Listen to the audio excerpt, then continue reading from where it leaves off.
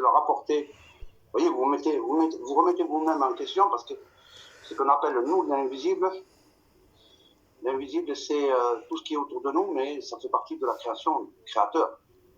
C'est une chose incompréhensible. Là, on essaie d'ouvrir, d'entrevoir des portes. Je peux pas vous en dire plus pour l'instant, mais c'est dans les bonnes intentions, pas dans les négatifs. On ne va pas jouer avec les forces occultes, c'est pas du tout ça. Exactement. C'est dans la bonne intention pour essayer de percer le mystère de l'humanité, de ce qui nous a divisés, de ce qui nous divise, parce qu'on était formatés, bloqués. Vous voyez, comme s'il y avait une sorte de voile. Mais ça ne vient pas de nous. Malheureusement, c'est tout au-dessus, c'est le Créateur, c'est lui qui a fait les choses ainsi. Vous voyez, on parle tout le temps du Créateur. On ne va pas nous prendre pour des fous. On a le droit, parce qu'on ne prenne pas la guerre, on ne prenne pas la méchanceté. On ne va pas demander à d'autres personnes, excusez-moi pour le terme personne, mais des êtres humains, de faire du mal. C'est pas ça. On essaie de comprendre ce que nous sommes, dans quoi nous vivons, pourquoi les choses sont ainsi.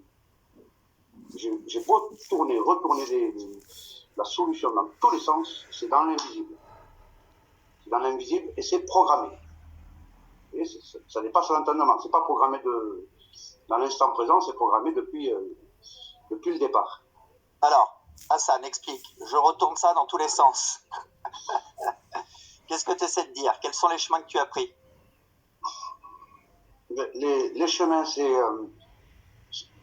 c'est ce que d'autres avant nous ont fait, qu'est-ce qu'ils ont utilisé comme outil, quels sont leurs supports, et tout ce qui a été écrit par les hommes, tout ce que nous a appris, et après tout ce qui est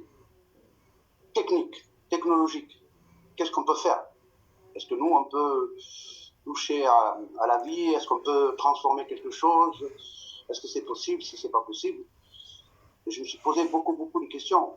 Et ces questions m'ont emmené dans toutes les directions. Moi, j'étais comme parmi vous avant, et dans toutes les directions. Que ce soit l'espace, que ce soit le Big Bang, tout ça, je suis parti partout comme vous. Au départ, j'étais comme tout le monde. Mais après, au fur et à mesure, il y a eu des déclics qui se sont faits. Et après, il y a une sorte de sélection. Donc, il y a quelques années, j'ai découvert que le hasard ne pouvait pas exister. Pourquoi? Parce que s'il y avait du hasard, on aurait des animaux qui nous ressembleraient comme tout goutte d'eau, et on pourrait éventuellement, il y aurait des dysfonctionnements au niveau de l'être humain, voire même on aurait disparu. Vous voyez, il y aurait une extinction, c'est fini, terminé. Voilà, c'est fini. On aurait vu apparaître des animaux étranges, des nouvelles créatures. Il n'y a pas. C'est bien ordonné. Alors donc, on nous a sublimé l'esprit et on nous a trompés. On a voulu nous faire croire que nous n'étions rien du tout. Quelque chose d'insignifiant.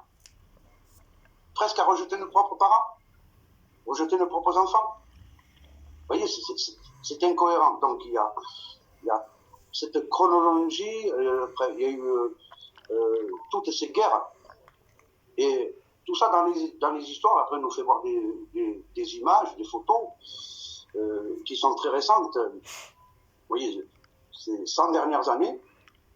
Mais malheureusement, moi j'ai vu des photos qui dataient presque 200 ans.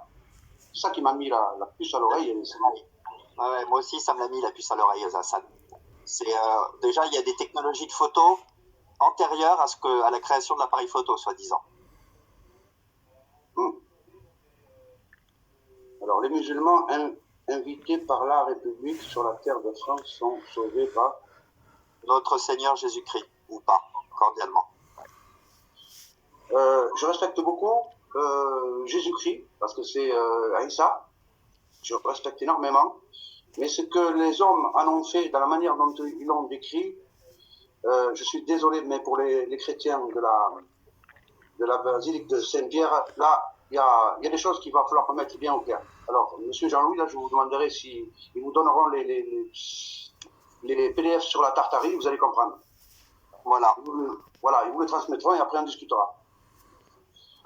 Je respecte énormément Jésus-Christ, mais par contre, pourquoi? Parce qu'il était, à la naissance, il était parlant. Il a défendu sa maman, juste bébé, parce qu'on a voulu la prendre pour une prostituée, c'est-à-dire Marie. Voilà. Et alors, on ne peut pas dire aujourd'hui qu'un pays doit davantage à un autre pays, parce qu'on ne sait pas exactement dans quel monde nous sommes. Vous voyez, quand on va dire, le noir, il est inférieur, c'est ce qu'on disait il y a quelques années, on disait, il ressemble au singe. Ça va pas ou quoi? C'est pas du tout ça. Il n'y a pas l'histoire des esclaves, tout ça, il va falloir arrêter avec ça. C'est pas une question de supériorité par la race, par la couleur, ou par le savoir. Il faut essayer de savoir déjà, essayer de comprendre qui a menti, qui a falsifié, quel est notre problème. On nous a menti sur la forme de notre monde, sur nos origines, c'est indéniable. Donc il va falloir essayer de mettre un peu de clair, et j'en reviens à mon cheminement par rapport à tout ça. L'être humain, j'ai remarqué une chose, c'est qu'il voulait atteindre chaque fois, c'est-à-dire au niveau de la connaissance, de la reconnaissance, un certain niveau de degré de savoir. C'est-à-dire on va diffuser pour une personne, je dis bien une personne, on va essayer de la porter au plus haut niveau, presque l'idolâtrer, parce que c'est un génie. Vous voyez, comme on va vous dire Albert Einstein, bon, il y en a eu d'autres, ils ont inventé, ils ont fait, tout ça. J'étais d'accord. Mais à un moment donné, ça ne peut pas aller. Pourquoi? Parce qu'il y a des notions dans la physique, dans la chimie, dans la thermodynamique, qui ne correspondent pas à la réalité. Donc tout cela, moi je les ai fait tomber. Je dis, je vais recommencer à zéro, je vais voir un peu comment essayer de voir qu'est-ce qui peut être vrai, qu'est-ce qui est faux. Bien, je me suis rendu compte que plus j'approfondissais, plus le mensonge devenait grand. C'est normal. Si on nous formate, on nous dit qu'à une certaine période, qu'un tel vivait et qu'il avait un savoir, mais que ce savoir-là ne tient pas aujourd'hui, parce qu'il doit le reproduire, il doit l'expliquer. C'est comme les photos de la NASA, on vous dit, voilà, ils ont marché sur la Lune. Et d'un seul coup, plus de son, plus d'image, on ne peut plus.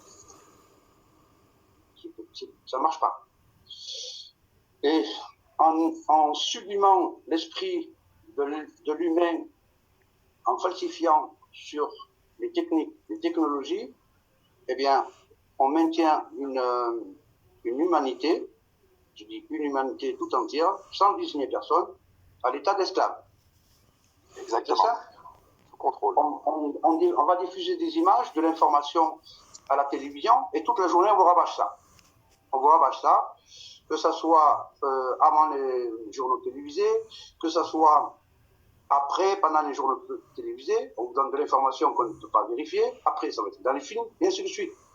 C'est normal, vous allez faire de la lessive et vous allez avoir un cerveau lessivé. C'est ça. Vous pouvez mettre le lien de la Tartarie, s'il vous plaît?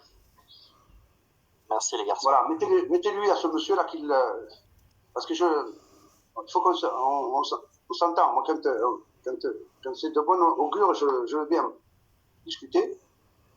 C'est pas une question. C'est pas une question de division au niveau des trois religions.